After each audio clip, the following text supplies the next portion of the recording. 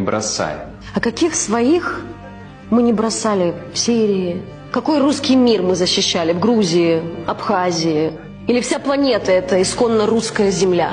А зачем нужна планета, если там нет России, как сказал Владимир Владимирович? Сказал, но не договорил. Зачем нужна Россия, если в ней нет Путина?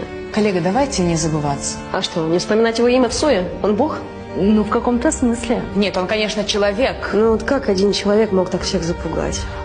Заставить миллионы засунуть язык в жопу. И кто?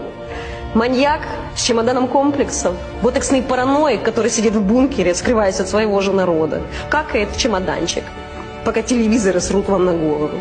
Закормил величием. А величие в чем? В прошлом, в котором мы живем. В настоящем, от которого страшно. В будущем, которое украли у миллионов. Швырнув целое поколение в мясорубку, намобилизировав сотни тысяч, чтобы жахнуть бомбой по детской больнице, по роддому в Мариуполе. Русская силушка – это скрепы, главный из которых – это возлюби Путина больше, чем себя, и сдохни за него. Дед хотел войти в историю, так он в нее вошел. Вперед на